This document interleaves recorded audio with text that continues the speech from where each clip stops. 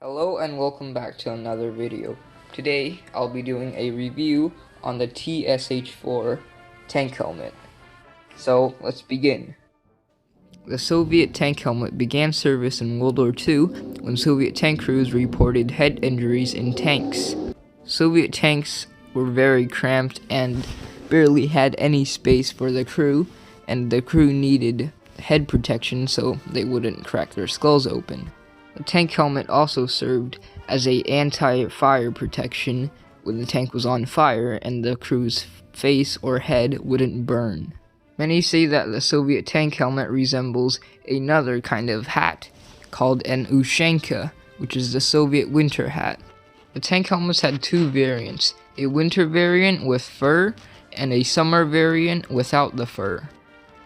The early World War II variants didn't have headsets or anything because the Soviets in World War II didn't really use radios in tanks, but the later versions, such as the TSH-4, have headphones built into them, and the headphones would be used to communicate with other tanks.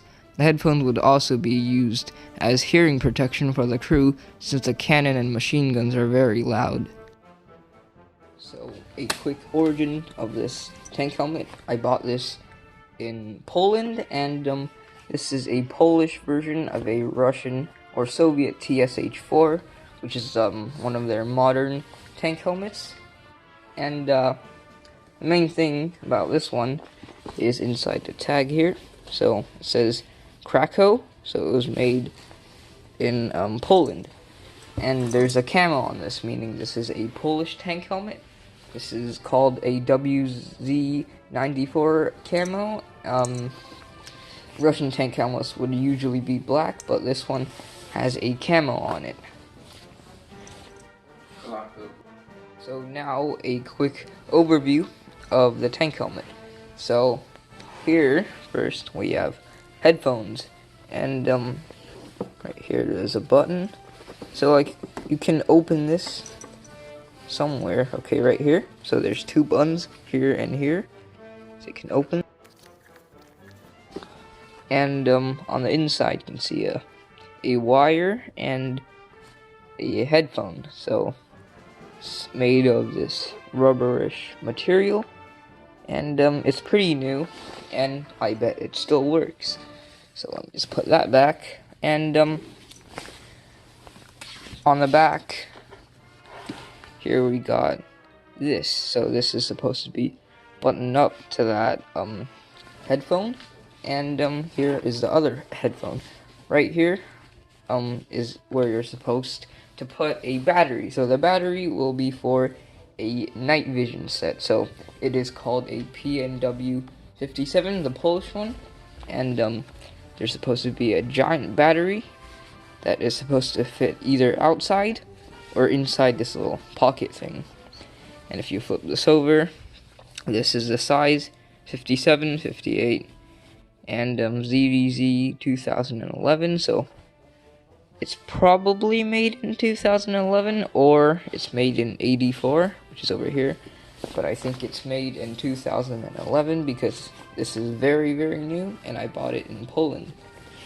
So here are these four pads. So these are supposed to protect your head. The main reason why this helmet was designed, and these pads are pretty hard, unlike the Russian counterparts.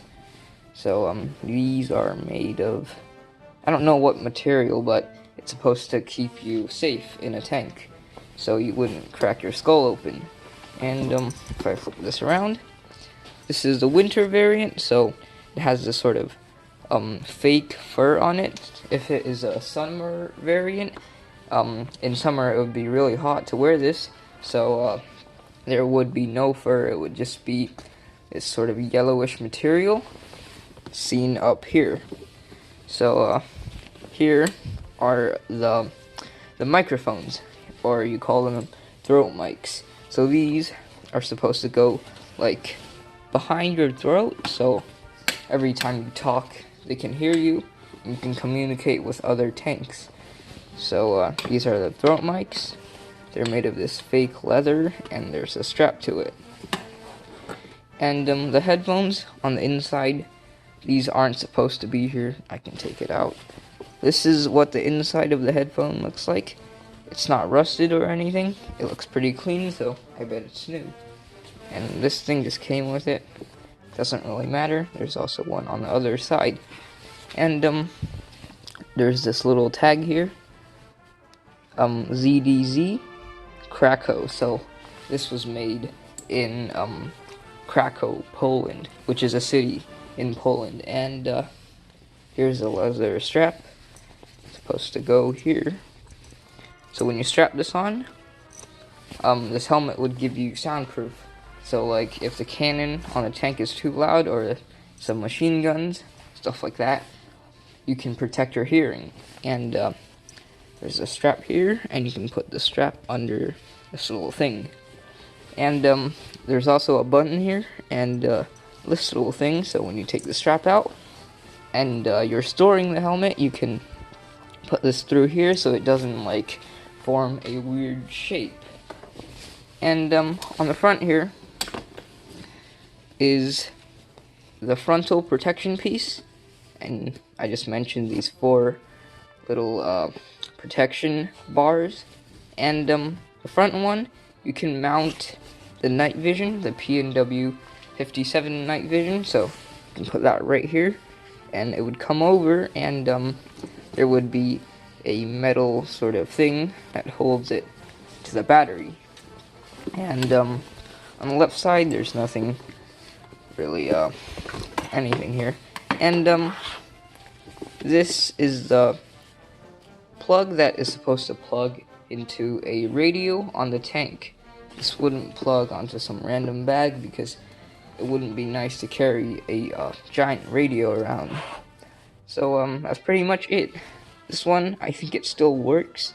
So if you have a converter, you can convert this, and you can actually use this headset, the headphones in here, for music or just gaming, because it's pretty fun to wear a tank helmet while playing some games such as World of Tanks, so you can actually have the tanker experience.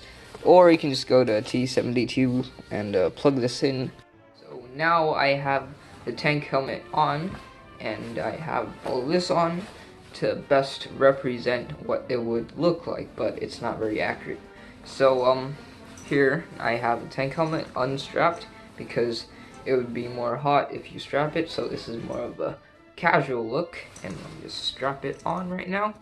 So it improves soundproofing, so you can't hear, you know, like the machine guns or anything like that. And you have the radio headphones in here. So let me stand up, and here is where you would connect the headphones to the radio on the tank. So you wouldn't have a radio on you because that would be very bulky, so this would connect to the tank. And here I have 2 satchels, and one of them has a gas mask in it. So during an emergency, you like take this off, and you will get a gas mask. Let's try to do that right now. So here is a SHMS. You put this on.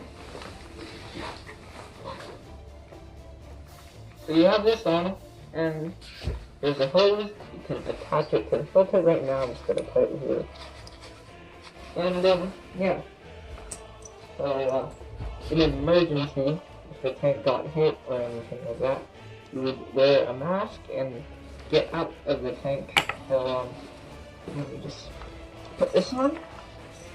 I'm just saying, the tank helmets do work with these gas masks. Right now, the SHMS here, I'm putting this on because this one can be used with optics, so I think that best matches a tanker's role, because, you know, the gunner has some optics. So let me take this off, it's very hot. Well, the thing is, many Soviet tankers did not use SHMS, they used something else called the MM1, which is like basically the same thing but slightly different. And some tankers used rebreathers, which have like a huge bulk in the chest because there's regeneration canisters, and stuff like that. So that would make it very bulky, and it would get caught up in the tank while you're trying to get out. So that was a big mistake made by the tankers. So yeah, I would not wear a rebreather in a tank. And usually these masks would have a hose attached to it, since if you had, like, let's say EO-18 or something like that out here, it would be really big and bulky, and it would bump into things because Soviet tanks are very cramped. And yeah, that's pretty much it.